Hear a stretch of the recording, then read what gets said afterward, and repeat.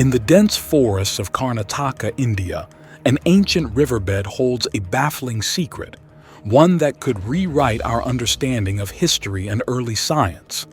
The Shalmala River, when running low, reveals hundreds upon hundreds of Shiva Lingams, sacred phallic symbols of Lord Shiva, carved directly into its rocky bed. This site, aptly named Sahasra Linga, meaning 1,000 lingas, is a place of pilgrimage and wonder. Amidst these countless carvings lies a particularly mysterious engraving, a large central disc encircled by 9 smaller round holes. At first glance, it might be dismissed as an ornamental design, but when the famous Indian researcher and YouTuber Praveen Mohan visited the site, he noted something remarkable. He brought forward the fact that the carvings uncannily resemble the Sun and its 9 orbiting planets. The mere presence of this solar depiction raises provocative questions. How could pre-modern artisans have known about all 9 planets in our solar system, including those invisible to the naked eye?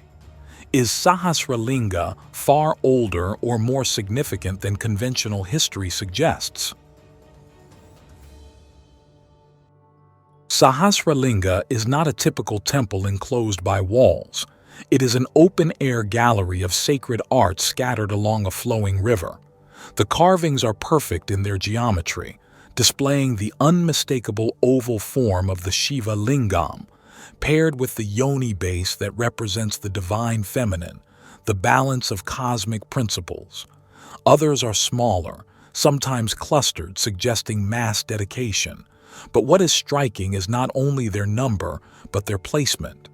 They are carved directly into the natural bedrock of the river, which means that the work had to withstand not only the difficulty of carving hard rock, but also the erosive, relentless force of flowing water for thousands of years.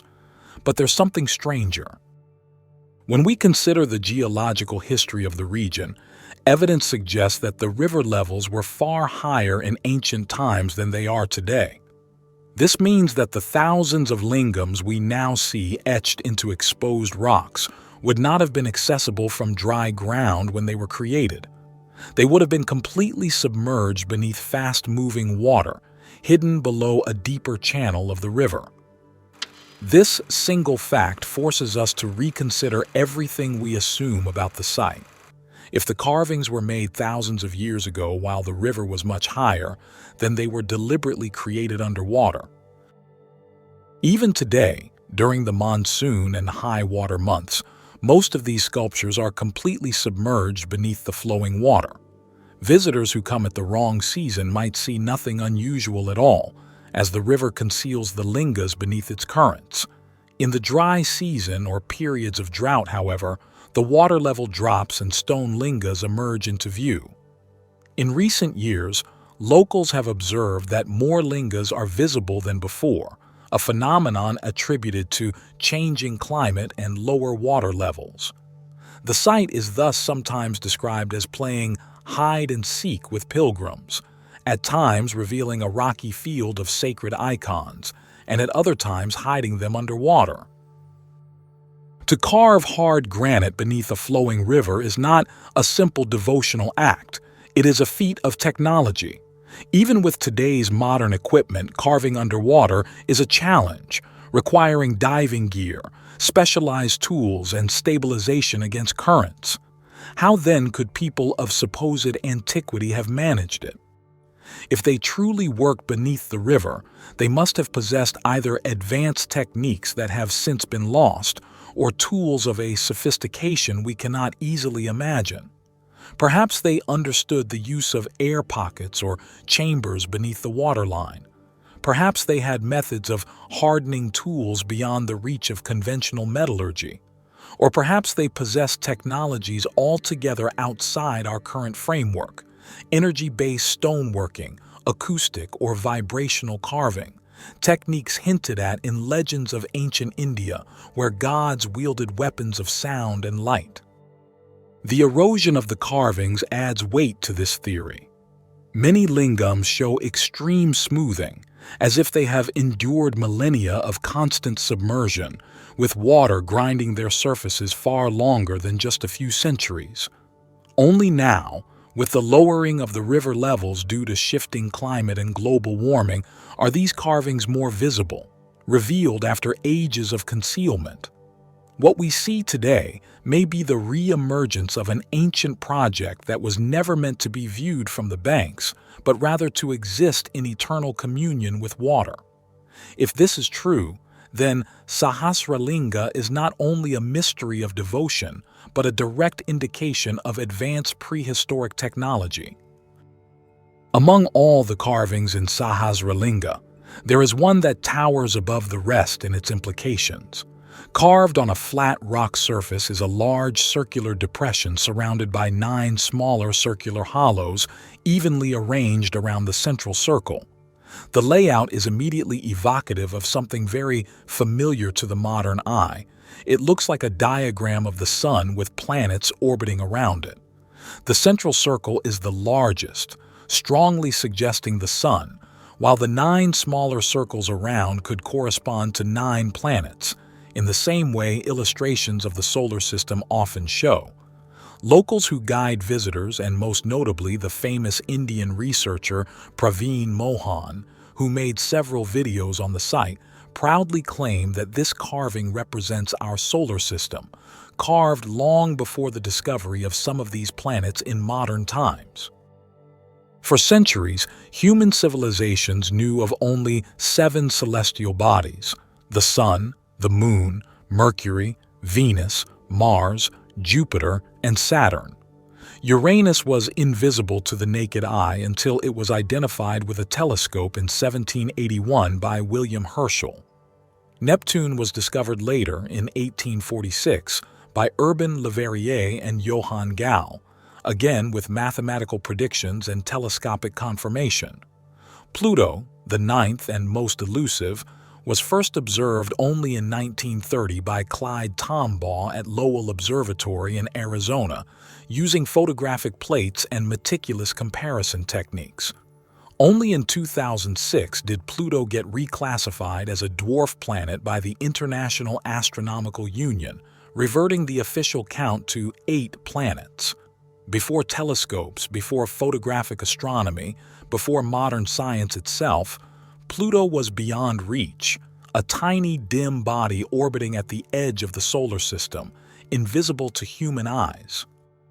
And yet here, carved into the ancient stone of Sahasralinga, is a depiction with 9 bodies orbiting a central sun. How could the carvers have known of Pluto thousands of years before modern astronomy confirmed it? The naked eye cannot perceive it, and even Uranus and Neptune appear only as faint stars without telescopic aid. The presence of 9 circles suggests either astonishing coincidence or knowledge inherited from a culture that possessed means of celestial observation beyond our comprehension. This changes the way we must interpret Sahasralinga. It is no longer only a river temple, a devotional site where lingams were carved for worship. It is also an astronomical record, a cosmic diagram carved in stone. The Vedic texts themselves often speak of cosmic knowledge granted by the gods, of rishis, Hindu sages, who received insights from the heavens. Could this carving be the physical proof of such transmission? Pluto's modern discovery underscores the magnitude of this mystery. If this is so, then the Sahasralinga solar carving aligns with other enigmatic artifacts around the world. The Babylonian Mulapin tablets record detailed astronomical data thousands of years old. The Mayans charted Venus and eclipses with astonishing accuracy.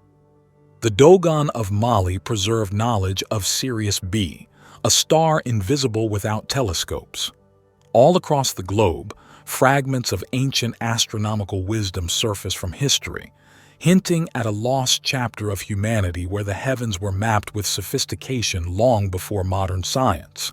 Sahasralinga, with its 9-planet carving, is India's contribution to this global mystery. And what is most striking is that this knowledge was not hidden in an esoteric manuscript, vulnerable to decay, but inscribed into living rock beneath flowing water, ensuring that it would survive ages of climate shifts and dynastic rise and fall. Only now, as the river recedes, do we witness what the ancients left us, a message that they knew more about the cosmos than we give them credit for. This one carving alone challenges the mainstream narrative. If a culture thousands of years ago could depict the solar system, then the boundaries of human history must be redrawn. Either they possessed instruments we have not yet discovered, or they inherited their knowledge from a much older, advanced civilization, one whose memory echoes in myths of the gods, of divine architects, of cosmic teachers. Beyond the astronomical implications, the solar carving at Sahasralinga is also intriguing from an engineering perspective. The 9 small circles and the large central circle are all perfectly round and have a noticeable depth, making them 3-dimensional hemispherical hollows in the hard rock. Carving such precise circular bowls into stone is no easy task. If one attempts to do this with simple hand tools like a hammer and chisel, achieving a truly circular, smooth depression, let alone 9 of them of equal size, is impossible. This hints that the artisans might have employed some kind of rotational tool or drilling technique to carve these shapes. In other words, the work shows signs of what we today would call machining of stone. Modern engineers recognize the telltale signs of rotary cutting, where consistent pressure and movement create evenly rounded grooves. To attempt this with hammer and chisel, especially underwater, would be impossible. Granite is one of the hardest stones on Earth, requiring diamond or hardened steel tools even today. And yet here, on the bedrock of a river in Karnataka, circles of remarkable symmetry have been etched with care, their proportions balanced, their surfaces smoothed as if a precision instrument was at work. The fact that the carving was made underwater magnifies the impossibility. Anyone who has tried to cut or drill into stone knows how difficult it is on dry land, even with modern power tools. Underwater, the task becomes exponentially harder. Visibility is reduced, stability is compromised by current, and the force of impact is dispersed by water. According to mainstream archaeology and local tradition, the carvings at Sahasralinga are usually dated to the period of the Kaladi Nayaka kings, around the 17th century CE. The story often repeated is that King Sadashivaraya Varma, a ruler of Sirsi in Karnataka, commissioned the mass carving of lingams into the rocks of the riverbed as an act of devotion to Lord Shiva. Historical records describe him as a pious king who encouraged temple building and religious expression, and so the thousands of carvings at Sahasralinga are attributed to his reign. In this narrative, the river is simply a grand outdoor temple, and the site is little more than a 400-year-old expression of devotion. On the surface, this explanation is convenient. It ties the carvings neatly to a known dynasty. It reduces the mystery to a royal commission, and it places the site within a time frame that scholars are comfortable with. But the deeper one looks, the less convincing this account becomes. First, the sheer logistics of carving thousands of lingams directly into the granite of a flowing river stretch plausibility. Chisels and hammers would not leave behind the kind of precision we see, especially in the circular solar carving. Nor would they have chosen such an impractical location, submerged in water, where their efforts would be invisible. If the goal was religious visibility and long-term preservation, a temple wall or dry riverbank would have served far better. Highly suspect. In 1600, Pluto was not even imagined. Uranus and Neptune had not yet been discovered. A medieval Indian king could not possibly have ordered a carving that depicted all 9 planets of the solar system with such clarity. The official dating also fails to address the technical challenges. The uniformity of the circles, the smoothness of the carvings, and the placement underwater all point to methods that seem advanced even by today's standards. If the site truly originated in the 17th century, we must imagine village craftsmen using iron chisels to somehow achieve rotary drill precision underwater. The narrative collapses under its own weight. What makes more sense is that the site is vastly older, perhaps thousands of years before the 17th century. Furthermore, this particular carved panel has unfortunately suffered deliberate damage. Visitors can observe that adjacent to the circular array, a much larger circular area on the rock has been crudely hacked away by vandals. We do not know what originally existed in that space, possibly another large symbol or extension of the diagram, because it has been obliterated by human interference. Whether out of mischief or some misguided attempt at iconoclasm, someone has defaced what might have been an even more enlightening part of the carving. It is heartbreaking, as it robs us of potentially valuable information. If it was another solar diagram or more advanced cosmic information, its loss means a piece of the puzzle is missing. What remains, however, is enough to captivate us: the sun and 9 orbs preserved in stone. What's more interesting is that some of the lingas, when connected, depict the Pleiades constellation. Another detail of the site is this piece of rock that looks like it was melted. How is this possible? Interestingly, similar Thousand Linga river carvings exist elsewhere, most notably at Kabal Speen in Cambodia, near Angkor Wat. India itself has other Linga-carved riverbeds, such as sites in modern-day Odisha and near the historic city of Hampi. These parallels suggest that the practice of carving lingas in river rock has ancient roots in Hindu tradition. Could Sahasralinga be part of that older continuum, its true origins receding further back in time than the 17th century?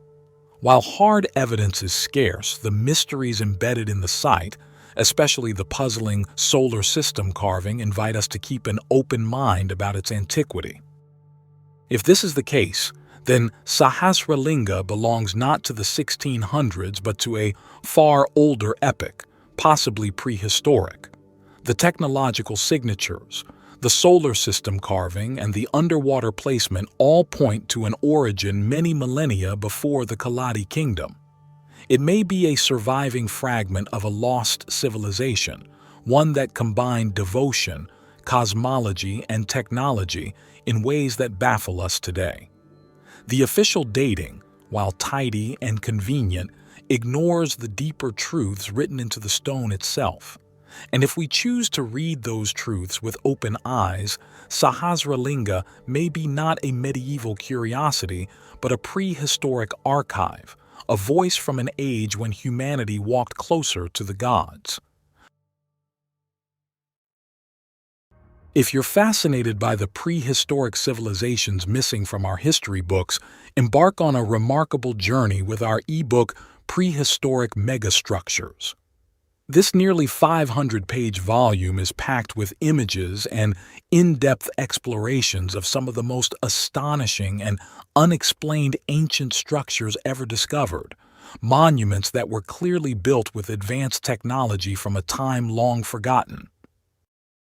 There's a limited discount on the ebook, so make sure to click the link in the description or top pinned comment and uncover the mysteries that mainstream history refuses to acknowledge.